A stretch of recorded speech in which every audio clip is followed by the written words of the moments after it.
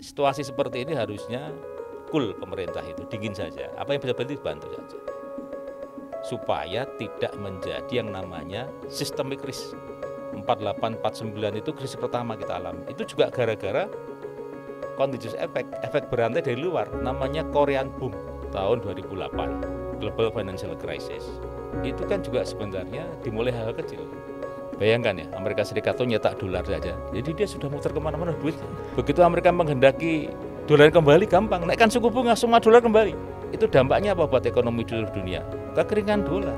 Kita pernah ngalamin berkali-kali dampak dari itu, misalkan krisis ekonomi 97-98. Kalau kita mau tahu kenapa kemudian kita krisis cukup besar tahun itu, karena waktu itu pemerintah Indonesia mengikuti saran IMF. Kalau kemudian ada yang mengatakan nanti paling Amerika kerjaannya memang begitu Amerika Serikat, dan dunia membolehkan begitu. Inilah dunia kita, dunia yang memang dikendalikan Amerika Serikat. Maka tidak aneh kalau kemudian kebakaran ini membawa spekulasi macam-macam, ya karena memang dunia dikendalikan Amerika Serikat. Selamat pagi, siang, sore. Waduh, jumpa lagi di podcast Selasar. Dan hari ini kita cukup spesial karena kita akan membicarakan isu yang sedang hangat. Sebenarnya bukan isu ya, tapi sebuah kejadian yang cukup memprihatinkan yang kita perkirakan bakal cukup berpengaruh di berbagai belahan dunia. Karena ini berkaitan dengan satu negara yang berkaitan dengan banyak sekali negara, yaitu Amerika Serikat. Nah, kita akan membicarakan soal bagaimana nanti dampak kebakaran Los Angeles yang kalau dari datanya sih cukup meresahkan ya, dari video-video yang beredar, terus dari apa yang kita lihat di media sosial. Tentu itu hal yang memprihatinkan sekaligus hal yang membuat deg-degan gitu. Kira-kira apa nanti dampaknya kepada dunia internasional gitu, apa dampaknya terhadap ekonomi global. Nah, hari ini kita sudah bersama Pak Lukman. Pak Lukman ini bisa diperkenalkan mungkin, Pak? Ya, saya Lukman Hakim, sehari-hari dosen di Fakultas Ekonomi dan Bisnis Universitas 11 Maret UNS. Saat ini saya masih menjabat sebagai Ketua Umum Ikatan Sarjana Ekonomi Indonesia Surakarta. Oke, siap. Nah, sekarang saya sebenarnya pengen langsung membicarakan ke poinnya, Pak. Jadi sebetulnya kalau diperkirakan kebakaran di Los Angeles ya, dengan sekian banyak total bangunan yang rusak, dengan sekian banyak orang yang menjadi korban, kira-kira dampaknya terhadap ekonomi di internal AS dulu itu seperti apa? Jadi sejauh ini yang saya baca di berbagai media, memang dampaknya nggak terlalu besar. Artinya bagi Amerika Serikat sendiri juga tidak terlalu besar. Misalnya dibandingkan dengan COVID kemarin ya. Itu kan meluluh lantahkan semua kota. Ini hanya satu kota yang memang sebenarnya kota ini kan memang sudah kota tua. Kota yang tumbuh sejak zaman Spanyol, maka namanya kan Los Angeles itu kan bahasa Spanyol aslinya. Kemudian berkembang menjadi satu kota yang menjadi pusat hiburan, pusat film ya, sehingga menjadi sangat terkenal kota itu. Boleh jadi ini memang bagian dari proses perbaikan kota sebenarnya. Tetapi kalau melihat trennya, kejadian ini sudah berulang kali, terutama di Los Angeles. Jadi tahun 2017 sudah terjadi kebakaran hutan yang besar yang kemudian juga merembet ke pemukiman ya, seperti yang kita lihat hari ini. Tetapi memang tidak sebesar hari ini ya. Jadi menurut saya poinnya adalah, dan saya rasa hampir semua diasuransikan. Artinya mereka juga tenang-tenang saja menurut saya ya. Asuransi rumahnya gede-gede mesti diasuransi, nggak mungkin tidak. Apalagi mereka kan memang orang-orang yang secara ekonomi kuat ya. Jadi menurut saya dampaknya buat Amerika Serikat, saya rasa mungkin dalam jangka pendek terasa. Dalam jangka panjang saya rasa dia akan tertutup dengan proses bagaimana kota itu akan direnovasi, diperbaiki itu. Jadi proses recovery-nya bisa cepat ya. Barangkali yang mungkin cukup terganggu dari kebakaran ini, apakah di sektor asuransi atau di sektor lain misalnya? Apakah nantinya akan ada proyeksi kebijakan sing baru untuk daerah-daerah yang resikonya tinggi seperti ini atau seperti apa, Pak? Ya, jadi kalau kita sudah pertama dari ekonomi dulu ya, sektor keuangan ya. Ini sektor keuangan yang sangat terganggu adalah asuransi, itu pasti karena semua pasti diasuransikan. Ya, dan Amerika Serikat terkenal dengan negara yang sangat secure ya. Kalau tanpa asuransi saya rasa nggak mungkin itu, pasti diasuransi. Memang ada rumor bahwa asuransi sudah antisipasi beberapa bulan terakhir ini memangkas kontrak-kontraknya, tapi kan itu rumor ya. Saya rasa kan tidak mungkin negara sebesar Amerika Serikat di mana hampir semua hal yang ada diasuransikan itu pasti tidak mungkin itu. Artinya ini adalah kalau dari sudut goncangan keuangan pasti yang akan kena adalah sektor asuransi karena dia akan secara serentak membantu proses recovery ya. Jadi semuanya akan terbayarkan, semuanya akan mendapatkan santunan ya sesuai dengan kerja masing-masing, kontrak kerja masing-masing. Nah, persoalan berikutnya, apakah kemudian akan berdampak pada sektor keuangan? Kemungkinan adalah kredit. Saya rasa dengan adanya asuransi baru, kemudian akan banyak kredit perumahan baru. Ini kan pemilikannya akan dirubah baru ini. Ini juga saya rasa lahan yang sangat menarik untuk dunia properti. Perbaikannya luar biasa dan membuat kemudian kredit menjadi bergerak lagi di sana. Artinya ini challenging ya. Jadi tantangannya malah menurut saya akan makin besar sektor keuangan. Tidak sebaliknya, karena kan ini kan kalau dibandingkan misalkan New York ya, ini kan saya lihat peta tadi kan California ini kan di Amerika bagian barat. Di atasnya ada Washington, tetapi kan ini bukan pusat ekonomi keuangannya. Pusat ekonomi keuangan di New York, di bagian timur, yang jaraknya kira-kira tadi saya lihat sekitar 41 jam dari ujung barat ke ujung timur ya. Artinya apa? Artinya New York dengan simbol keuangannya di sana yang sangat kuat, Wall Street tidak terganggu gitu. Dengan terbakarnya Los Angeles ini kan. Artinya apa? Artinya yang akan mungkin berdampak itu hanyalah sektor asuransi ya, properti, mungkin juga kredit properti ya, dia akan menguat lagi di sana. Kemudian kalau terkait dengan pembangunan kota ini menarik saya rasa ya. Sebagai kota yang akan didesain secara baru, ini kan juga memerlukan infrastruktur, teknologi yang saya rasa sangat baru semua. Indonesia saya rasa sekarang merasakan mungkin seperti IKN ya, jadi teknologinya baru. Kemudian mungkin di sana sudah nanti ada teknologi yang luar biasa yang transportasinya sudah tanpa awak semua. Tapi bedanya kalau di IKN nggak ada penduduknya. Penduduknya belum ada. Ini penduduknya besar dan memang daya tarik dari Los Angeles sebagai pusat kebudayaan, pusat perfilman ini kan luar biasa ya.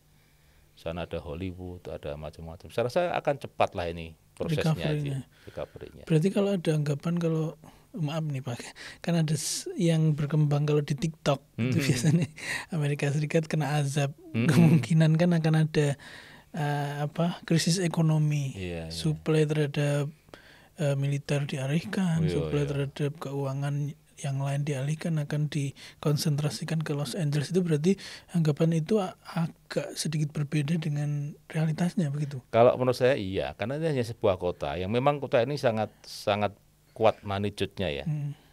Tetapi secara ekonomi dia dibandingkan dengan New York, dibandingkan dengan kota-kota yang besar yang lain ya sama ya. Jadi buat Amerika Serikat satu kota ini kena disaster ya mudah ditangani ya. Sebenarnya kemarin itu saya rasa mudah ditangani kalau kemudian infrastruktur proses pemadamannya maksimal. Tetapi kan kita mendengar informasi bahwa ternyata ada pengurangan anggaran, pengurangan tenaga kerja yang biasanya bekerja untuk proses itu. Karena ini sudah terjadi berulang-ulang kali ya. Ya seperti kita lah, Indonesia kan sering terjadi kebakaran hutan ya. Tetapi kan kita model penanganannya kan mungkin masih sangat tradisional kan, orang masyarakat masih ini kan semua pakai alat semua. Kita lihat bagaimana helikopter yang bergerak, pesawatnya bergerak, sudah cara menyiramnya luar biasa itu ya. Memang tadi kalau saya menanggapi yang tentang teori konspirasi kan ya wajar ya. Ya karena kan delalah momentumnya bersamaan dengan Gaza. Delalah kok Donald Trump mengatakan bahwa dia akan membuat Gaza atau Timur Tengah seperti neraka misalkan. Kemudian ya saya rasa ini kan teori konspirasi yang sah-sah saja sebenarnya, karena memang sebagian besar dari kita kan percaya dengan hal-hal yang sifatnya seperti itu. Sehingga menurut saya ya wajar saja bahwa kemudian ada spekulasi bahwa ini mungkin buat Amerika Serikat adalah semacam peringatan. Dan saya rasa Donald Trump juga percaya itu. Karena dia juga percaya dengan Tuhan, gitu kan. Artinya dia juga percaya bahwa ini jangan-jangan peringatan. Jadi omongan saya kemarin itu dampaknya ini. Dia juga merasa begitu, meskipun dia tutup-tutupi kan, dia menyalahkan ini dan yang lain-lain. Tetapi saya rasa mungkin dalam hati kecilnya, iya jangan-jangan ini juga tanda petik mungkin azab mungkin ya bisa jadi. Ini kemarin ada pernyataan seperti ini nih. Saya kan sebagai orang awam ya, tentang printing money berhubungan dengan dolar. Kemarin tuh ada sebuah pernyataan, saya lupa dari siapa, kemungkinan Amerika akan printing money, terus nilai tukarnya akan naik dan mereka bisa merecover itu dengan cepat. Nah, sebagai orang awam dengan pendengar kita yang mungkin juga awam soal ini, jadi mungkinkah itu dilakukan, dan kalau itu dilakukan kira-kira dampaknya bagaimana? Ya jelas pasti nggak mungkin lagi, memang begitu pekerjaan Amerika Serikat. Jadi kalau boleh saya cerita sejarah sedikit ya. Jadi sebenarnya ini mulai tahun 1971. Ada kesepakatan para pemimpin dunia namanya Smithsonian Agreement. Smithsonian itu tempat di mana para pemimpin Amerika itu biasanya berkumpul di musim panas gitu. Itu zaman Presiden Nixon. Itu adalah mengakhiri konvertibilitas antara emas dan dolar. Sebelum tahun 71 itu yang namanya dolar itu pasti dipatok oleh emas. Jadi misalkan waktu itu kalau nggak salah $1 itu sekitar 35 ons emas. Artinya kalau saya mau cetak dolar harus punya emas gitu. Dulu begitu, jadi makanya seluruh bank sentral di dunia termasuk di Indonesia itu pasti gedung-gedung yang lama, termasuk yang gedung di BI Solo ini yang lama, itu pasti ada penyimpanan emas yang tinggi-tinggi, itu isinya semacam nanti emas batangan itu. Kenapa? Karena waktu itu memang yang namanya uang kita itu dijamin oleh emas. Tetapi tahun 71 Amerika memutuskan, karena akhirnya Amerika nggak kuat menahan itu. Jadi akhirnya ketika itu terjadi, sistem itu terjadi, Amerika itu seperti menanggung semua defisit seluruh dunia. Karena dia yang semua matok ke dolar semua. Lama-lama nggak kuat, tahun 71 di Smithsonian Agreement itu diputuskan mulai tahun itu tidak ada jaminan emas lagi untuk dolar dan seluruh mata uang yang lain. Makanya mata uang yang lain selain dolar juga sama, dicetak tanpa jaminan emas sampai sekarang. Sehingga Amerika Serikat itu nyetak uang, nyetak saja. Paling yang ditakuti hanya satu, kalau kebanyakan uang inflasi, hanya itu saja. Tetapi yang namanya dolar Amerika Serikat laku di mana-mana. Contoh, jadi ada 3 jenis dolar itu sebenarnya. Dolar yang dari Amerika, kemudian ada 2 dolar yang sudah terlanjur keluar dari Amerika. Satu namanya euro dolar. Ini keluar dari Amerika tahun 50-an. Dinamai euro dolar. Euro dolar. Itu dolar yang berkembang di Eropa atau di negara lain di luar Amerika Serikat. Kemudian tahun 60-an muncul petrodolar. Dolar yang berkembang di negara Timur Tengah untuk transaksi minyak. Bayangkan ya, Amerika Serikat itu nyetak dolar saja. Jadi dia sudah muter kemana-mana duitnya. Begitu Amerika menghendaki dolar kembali gampang, naikkan suku bunga, semua dolar kembali. Jadi kalau Amerika Serikat naikkan suku bunga, seluruh dunia itu dolarnya kembali ke Amerika. itu dampaknya apa buat ekonomi seluruh dunia? Kekeringan dolar. Kita pernah ngalamin berkali-kali dampak dari itu. Misalkan krisis ekonomi 97-98. Dolar akan suku bunga. Ya sudah, di Indonesia itu nggak ada dolar sama sekali. Tapi begitu dolar diturunkan, ekonomi berkembang. Kenapa? Karena dolar ini berkemana-mana. Ke negara-negara emerging market, negara-negara yang sedang berkembang, kemudian ke negara maju berkembang. Makanya kan dunia ini sangat tergantung dengan dolar hari ini. Jadi Amerika Serikat hari ini, sejak 70 sampai sekarang ini kerjaannya adalah nyetak uang. Dan dia untung nyetak uang itu. Kenapa? Karena laku. Nah makanya ketika ada wacana-wacana muncul mata uang baru yang mau dikeluarkan oleh BRIC. Dan Cina kan mengatakan dia akan membuat mata uang baru untuk negara-negara BRIC itu. Mungkin termasuk nanti Indonesia di situ. Yang dijamin oleh emas. Jadi memori lama bahwa uang yang adil itu adalah uang yang dijamin oleh emas. Ketika uang tidak dijamin oleh emas, ya sudah uang itu seperti kertas saja.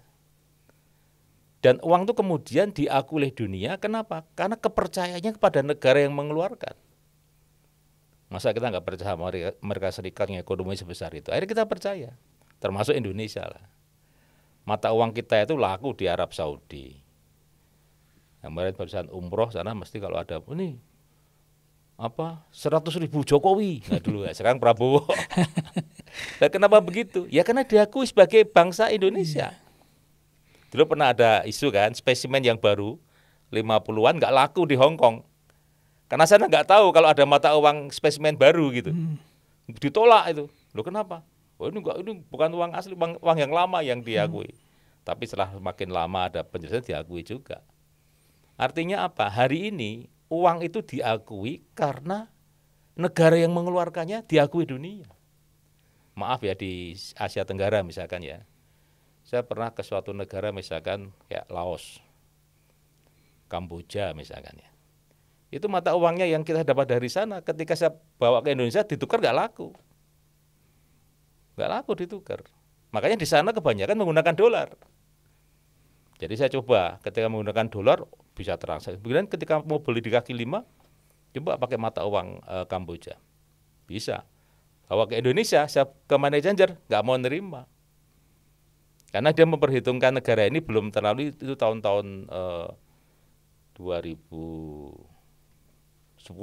Ya, sekarang mungkin udah beda ya. Tetapi itu yang faktanya begitu. Jadi mata uang sekarang ini diakui karena negaranya. Diakui dunia. Tapi kalau negara itu nggak diakui, ya mata uangnya nggak akan diakui. Nah hari ini begitu. Nah kalau kemudian ada yang mengatakan nanti boleh Amerika, kerjaannya emang begitu Amerika Serikat. Dan dunia membolehkan begitu. Itulah polisi dunia sekarang ya begitu Amerika Serikat. Dia bisa nyetak berapapun. Yang ditakutkan yang satu paling inflasi. Karena kan mereka percaya dengan teori itu. Namanya teori kuantitas uang. Semakin banyak uang yang beredar akan naikkan harga. Itu aja. Yang ditakuti hanya itu saja. Jadi kalau ada pernyataan seperti itu berarti memungkinkan ya, sangat memungkinkan Amerika untuk mencetak lebih banyak uang gitu. Iya, saya rasa itu. Dan itu memang sudah dilakukan berkali-kali. Ya, bertahun-tahun selalu begitu.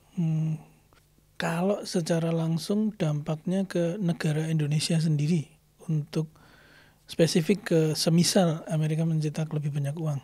Ya sebenarnya kalau Amerika minta banyak uang ya buat kita ya untung-untung saja karena otomatis suku bunga akan turun. Kalau uang banyak suku bunga akan turun. Kalau suku bunga turun itu artinya apa? Artinya suku bunga seluruh dunia juga turun. Nah ini Indonesia sekarang kan suku bunganya kan masih tinggi nih. Karena gitu Amerika Serikat 2022 yang lalu, 2 tahun yang lalu suku bunga BI itu hanya 3%. Kemarin turun dari 6 menjadi 5,75%. 5,75%, turun 1/4. Kenapa begitu? Ya karena Amerika Serikat suku bunganya tinggi. Kita menyesuaikan Amerika Serikat. Seluruh dunia begitu. Begitu Amerika melakukan kenaikan suku bunga, semuanya ikut. Pasti begitu. Inilah dunia kita. Dunia yang memang dikendalikan Amerika Serikat. Maka tidak aneh kalau kemudian kebakaran ini membawa spekulasi macam-macam. Ya karena memang dunia dikendalikan Amerika Serikat. lihat TikTok, lihat ini kan kelihatannya mengerikan betul ya. Tapi itu hanya sebuah kota, kotanya besar. Kalau Amerika itu kan negara besar. Terutama TikTok ya. Iya. TikTok itu meresahkan. Karena TikTok made in China, makanya mau dilarang. Teorinya banyak gitu di TikTok. Teori tentang bagaimana krisis ekonomi akan terjadi cuman gara-gara Los Angeles dan sebagainya. Meskipun banyak juga yang muncul gak masuk akal juga sih ada. Ya memang itu juga tidak salah, karena pernah ada kejadian. Kalau kita lihat krisis ekonomi ya, tahun yang paling baru aja, tahun 2008, Global Financial Crisis. Itu kan juga sebenarnya dimulai hal kecil. Jadi ada bank Amerika Serikat yang usia sudah 500 tahun, sudah 100 tahun lebih. Namanya Lehman Brothers. Itu kolaps. Mau kolaps, insolven lah. Dia minta bantuan Amerika Serikat, pemerintah nggak dibantu. Dibiarin saja. Nah ini salah satu bentuk kesombongan negara dikuasai kayak Amerika. Ini kan seperti Indonesia persis, tahun 97-98. Kalau kita mau tahu kenapa kemudian kita krisis cukup besar tahun itu, karena waktu itu pemerintah Indonesia mengikuti saran IMF, menutup 16 bank. Bank itu dikaitkan dengan keluarga cendana. Diikutilah, tutup, blek gitu. Apa yang terjadi? Kalau saya menjelaskan di kelas moneter simpel, tubuh kita ini yang menggerakkan apa? Darah. Yang memompa darah apa? Jantung. Perbankan itu jantungnya ekonomi. Begitu perbankannya rusak, itu kayak jantung kita rusak. Jantung kita rusak, apa? Ya matilah. Kan begitu. Nah Indonesia itu karena 6 bank tutup merembet, karena satu bank ini mesti punya utang, punya piutang ke bank yang lain. Tutup ini, sana kena juga karena merembet. Nah Amerika Serikat juga sama waktu itu. Sudah ada beberapa lembaga keuangan, bank-bank yang besar tumbang, dibiarin. Ada satu yang paling besar namanya Lehman Brothers. Dia udah minta tolong bantulah kami. Paling enggak kalau di bailout itu dibantu, di recovery ya. Kemudian ditata laksana supaya pelan-pelan, kalau misalnya hancur pelan-pelan gitu. Dibiarin hancur aja. Apa yang terjadi? Ya seperti bom waktu langsung meledak. Hancur ekonomi Amerika Serikat. Itu krisis global tahun 2008. Nah hari ini kan beda. Kecuali Los Angeles ini, kemudian dia akan merembet ke sektor keuangan Amerika Serikat. Ini kejadiannya bisa seperti tahun 2008. Tapi dugaan saya tidak separah itu. Kenapa? Karena ini disaster ya.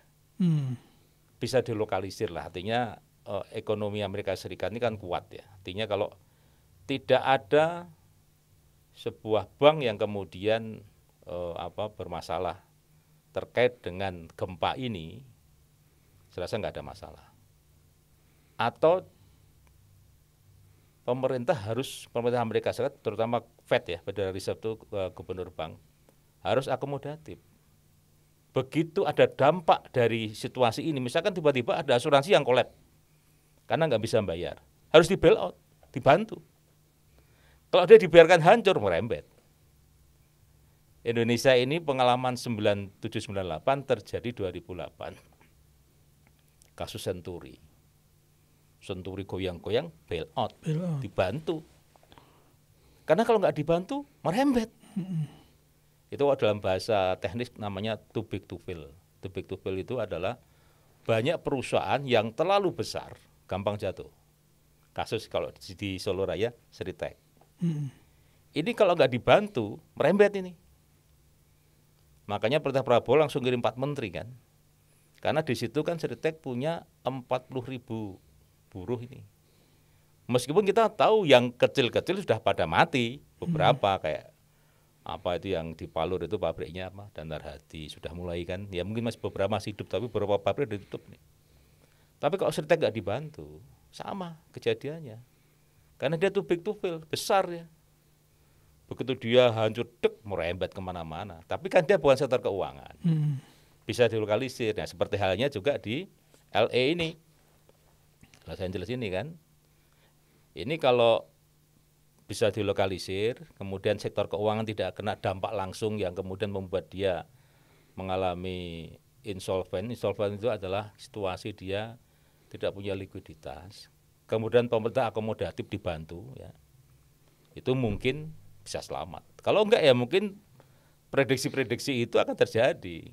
Tapi pengalaman 2008 ya, Amerika Serikat itu situasi hari ini sebenarnya belum begitu siap kondisi Amerika Serikat sejak 2008 itu. Itu kan mungkin krisis maha dahsyat buat Amerika Serikat setelah tahun 2930.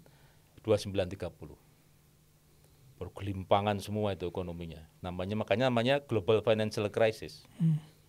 Itu karena tadi. Jadi harusnya pemerintah turun tangan, terlambat ya, tidak dibantu ya sudah, gelinding. Malah setelah itu kemudian pemerintah baru menerapkan yang disebut dengan saat ini namanya adalah kebijakan QE, quantitative easing namanya. Ya, jadi sekarang ini malah ya setelah krisis global itu mereka sadar gimana caranya. Akhirnya Fed-nya itu membeli semua surat berharga perusahaan-perusahaan swasta, dibeli supaya dapat modal, kalau enggak mati nih. Nah, ketika QE diterapkan, otomatis suku bunganya rendah banget karena membantu mereka. Nah, sampai sekarang itu posisinya masih seperti itu Amerika Serikat sebenarnya. Masih recovery nih setelah tahun 2008 itu. Maka kalau LE ini berpengaruh terhadap sektor keuangan, bisa dahsyat dampaknya buat Amerika Serikat. Makanya ini pentingnya kebijakan ya internal Amerika Serikat ya, terutama Fed-nya ini harus lebih akomodatif. Situasi seperti ini nggak bisa arogan seperti itu. Enggak, kamu minta bantuan nggak usah bantu. Aduh udah. Yang namanya sektor keuangan, perbankan itu kan lembaga kepercayaan. Simpel saja, ada isu sebuah bank nggak punya uang. Besok nasabahnya ngambil semua kok, antri. Gimana caranya? Indonesia dulu punya cara waktu tahun 1998. Akhirnya dibuat yang namanya blanket garanti. Semua lembaga keuangan dijamin pemerintah, selesai. Orang nggak jadi panik ngambil duitnya. Tetapi kalau tidak ada arahan seperti itu, orang ambil. Saya masih ngalamin 98 itu. Tiba-tiba diisukan Lim Swee Lyong, pemilik BCA itu meninggal dunia di Singapura. Padahal hanya isu itu. Kita antre di BCA ngambil duit, padahal nggak ada apa-apa sebenarnya. Itu terjadi. Oh berarti kalau kebakaran ini nyentuh ke jantung itu baru ya, efeknya tapi kemana-mana. Kan, ya semoga tidak ya. Sektor keuangan sebagai jantung ya. Berarti kalau seumpamanya ada satu, ya ini kan yang paling terdampak pasti asuransi ya. Asuransi. Kalau asuransinya tiba-tiba tidak bisa bayar, kolaps. Kalau nggak dibantu pemerintah, nggak dijamin, berat. Ya semoga saja enggak ya. Karena kalau Amerika kena, semuanya kena. Berarti disaster ini sebenarnya secara kalau kita lihat dari penjelasannya Bapak tadi sebetulnya sudah terpetakan bagaimana cara exitnya begitu ya. Ya harusnya sekaliber Amerika saja sudah punya exit strategi. Indonesia saja sudah punya. Indonesia ini luar biasa. Ya cerita Indonesia kenapa supaya ya kita bisa introspeksi ya. Jadi sejak 97-98 itu ketika IMF menganjurkan supaya menutup 16 bank itu ya kita seperti anak kecil yang dibimbing orang tuanya. Padahal itu salah. Setelah diteliti banyak referensi yang mengatakan IMF salah memberikan rekomendasi kepada Indonesia untuk menutup 16 bank. Ini yang waktu itu kita sebut sebagai likuidasi itu ya. Fenomena likuidasi besar-besaran. Dampaknya apa? Merembet semuanya. Jadi kayak jantung ya, bayangkan jantung kalau orang sakit jantung itu kan di ring.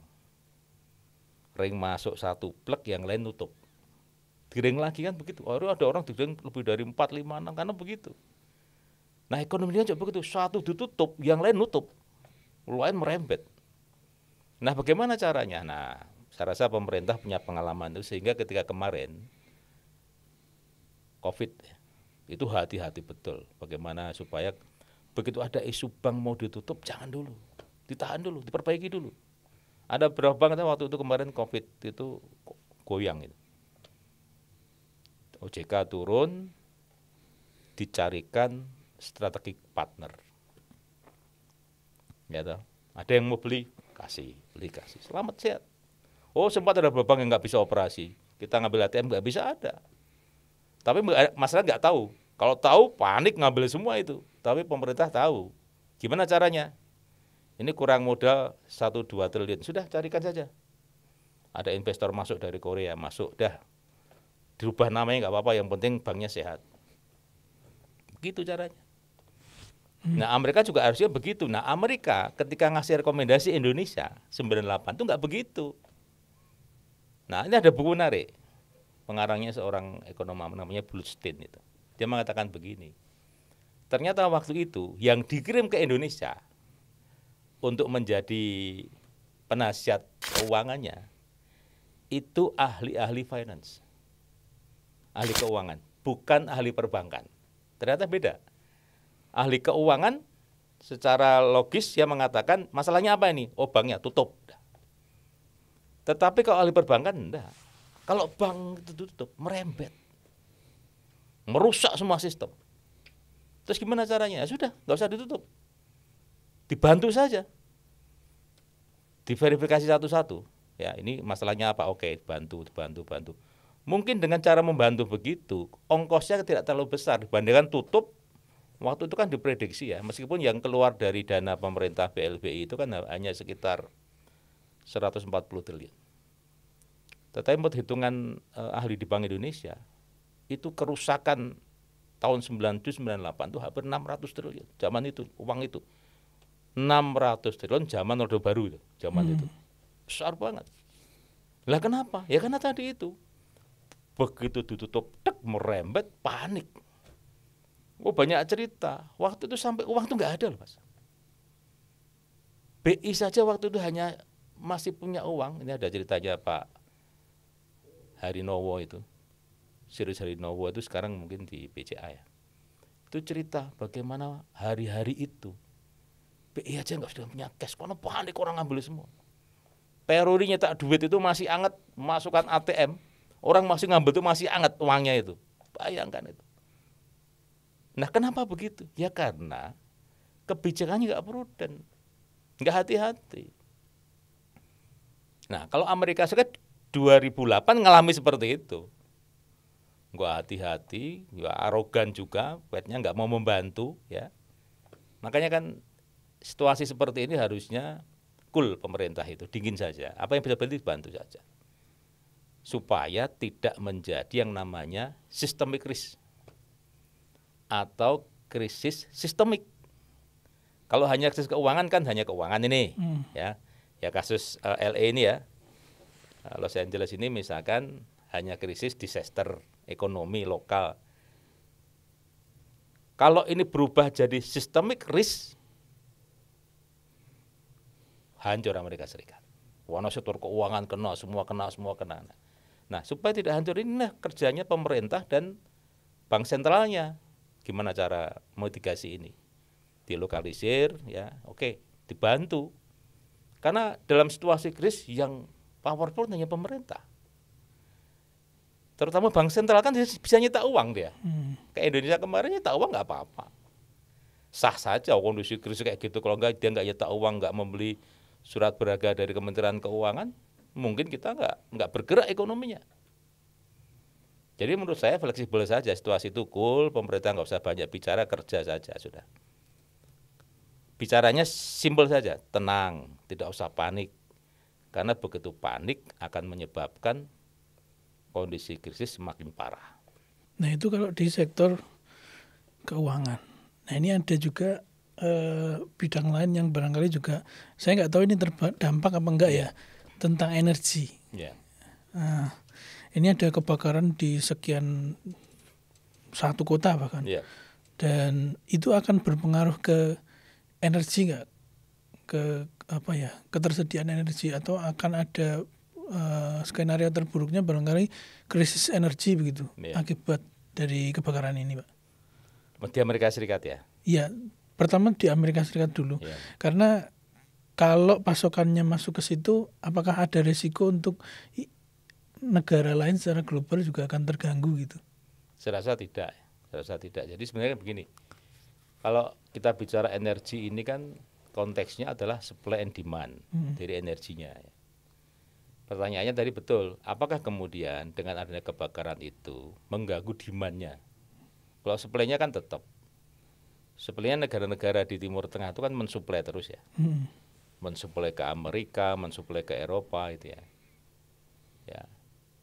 Dan ini konteksnya hampir sama dengan yang terjadi sekarang kalau jenengan tanya mengenai perang Ukraina dan Rusia kan. Itu kan mengganggu supply-nya energi di Eropa. Sana kan gas. Ya, bukan seperti kita premium, premix bukan gitu karena gas mereka. Dan gas itu pakai pipa. Dan itu dari Rusia itu. Itu begitu Rusia nyetop, makanya kan banyak negara Eropa yang mendukung Ukraina sekarang teriak-teriak. Karena begitu keran gasnya yang dari Rusia di-stop, mereka nggak bisa dapat gas murah. Rusia ini kan juragan gas itu. Di utara tuh gas.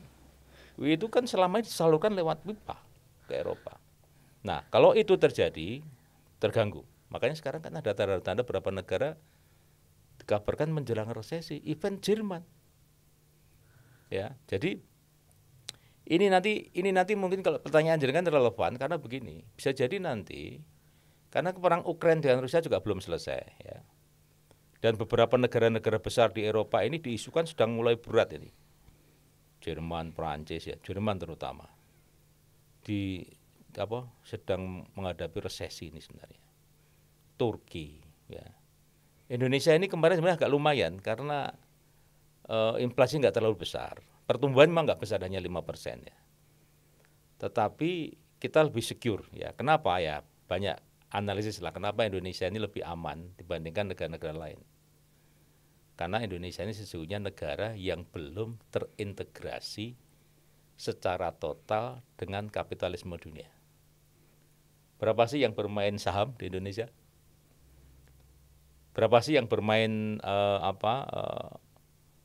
surat berharga? Nggak banyak kita ini. Kita ini masih di sudut sektor keuangan dunia masih terbelakang. Tapi bayangkan Singapura, Malaysia. Ketika krisis global tahun 2008 mereka kena. Cina aja kena. Kenapa? Karena investor Cina, Malaysia, Singapura itu banyak main surat berharga di Amerika Serikat. Kita sedikit. Jadi kita tuh mensyukuri karena kita belum terlalu maju sebenarnya. belum terlalu maju, istilahnya belum terintegrasi secara total terhadap dunia luar begitu. Iya, terhadap kapitalisme dunia. Tapi bayangkan negara yang sudah terintegrasi itu. Perang Rusia dengan Ukraina di mana NATO mendukung Ukraina misalkan kan dampaknya terhadap energi tadi itu luar biasa. Jadi mahal mereka kan, masyarakatnya menjerit itu pasti. Nah, bagaimana dengan LA? Amerika Serikat kan juga dia sebenarnya punya stok minyak besar banget. Dan sampai sekarang belum dikelola, sengaja. Jadi kelihatannya strateginya dia ingin menghabiskan minyak Timur Tengah dulu. Dia tuh masih punya cadangan minyak besar di kutub utara di bagian dia itu. Dibiarin saja. Nanti kalau sudah pada habis baru saya produksikan gitu kira-kira. Ini kan perkembangan kan berapa ratus tahun lagi lah dia prediksinya. Nah, ini yang kita lihat. Kalau hanya dampaknya terhadap kota itu, sebenarnya kan konsumsinya bisa diukur ya. Mungkin konsumsinya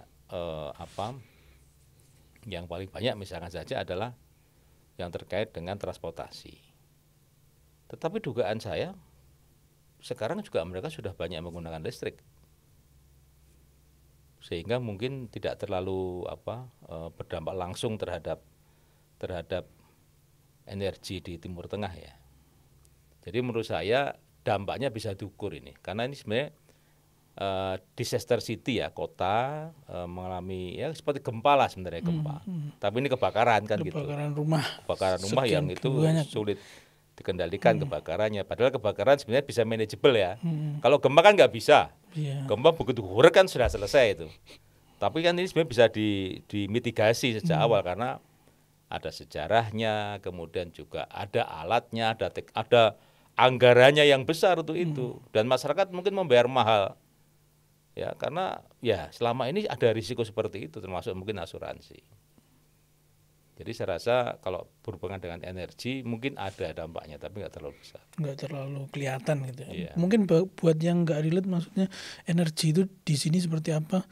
Sesimpel kekhawatiran tentang kalau di Los Angeles itu membutuhkan lebih banyak pasokan minyak atau pasokan energi lain gitu. Jadi itu akan berdampak ke harga minyak barangkali. Tapi itu kan kalau dijelaskan oleh Pak Lukman tadi sepertinya tidak akan merembet terlalu banyak. Ya. Jadi karena ini manageable dan mitigasinya sebenarnya sudah cukup jelas ya. Terima kasih Pak Lukman. Ini banyak pencerahan nih sampai ke krisis 98 ya. Mungkin barangkali kalau Gen Z masih bertanya-tanya kenapa waktu itu ada guncangan ekonomi yang hebat ya. Tapi tahun 2008 ada juga 98. krisis. Ya, 98. Terus 2008 kan ada lagi krisis yang sebenarnya tidak terlalu mengancam ya di Indonesia karena jadi intinya. Tapi buat kita menarik itu Mas. Kalau saya kan kebetulan karena sering bicara mengenai siklus bisnis ya. Jadi kalau merefer kitab suci kan Nabi Yusuf itu kan prediksi mengenai siklus bisnis. Tapi Nabi Yusuf itu kan bisa mentakwilkan mimpi rajanya bahwa nanti akan ada 7 tahun kondisi makmur, 7 tahun kondisi mundur kan gitu. Ketika makmur ini apa? Nabung. Dipenuhi gudang-gudang gandum dan seterusnya itu. Untuk menutupi 7 ini. Ini kan teorinya Yusuf ini. Nah, Indonesia saya lihat dalam tren yang saya lihat itu kita itu setiap 10 tahun krisis.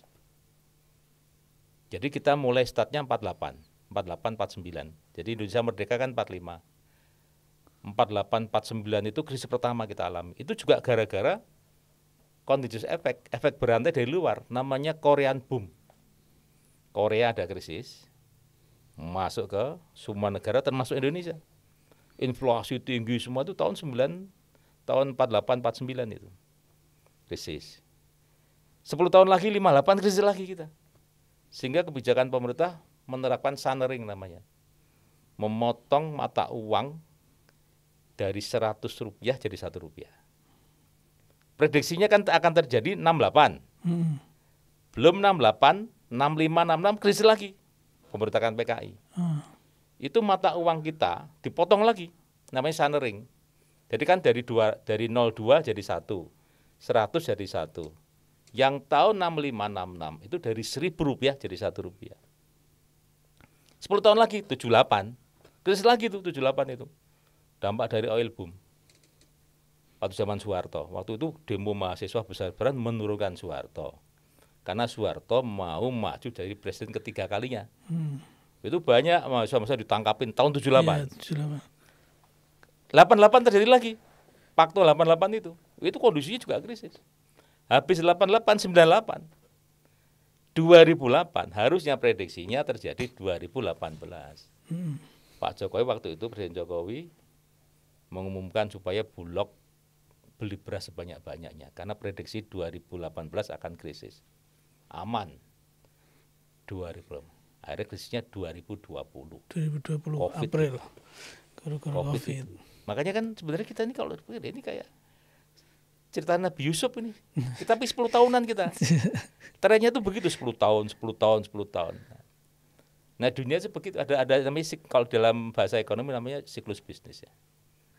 Business cycle namanya. Jadi memanfaatkan istilahnya kalau dalam bahasa lain memanfaatkan sehat dulu sebelum sakit. Iya, nabung dulu ketika sehat. Oh iya. Gitu.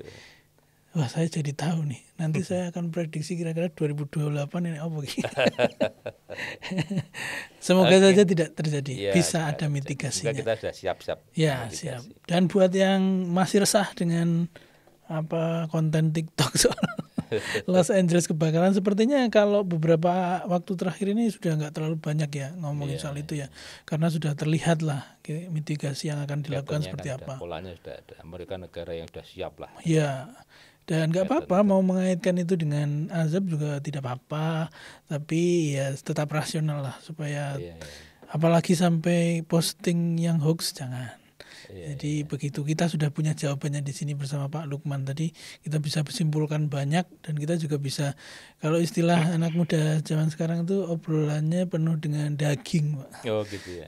Penuh dengan daging dan ilmu, dan saya jadi banyak tahu ya soal cara mitigasi yang seperti tadi gitu, tentang bagaimana ekonomi itu bisa berdampak pada banyak sektor, karena ada satu sektor yang cukup penting yang disebut sebagai jantung itu yang pengaruh ke banyak hal. Itu menjelaskan banyak situasi, termasuk situasi krisis 98 dan hampir krisis 2008 gitu. Gitu. Terima kasih Pak Lukman. Sama-sama. Mohon maaf merepotkan. Terima kasih. Bisa diundang, alhamdulillah. Alhamdulillah, saya juga sangat senang Pak bisa dapat banyak ilmu di sini gitu. Terima kasih Sobat Espos. Ketemu lagi di podcast Selasar di episode selanjutnya. Dadah.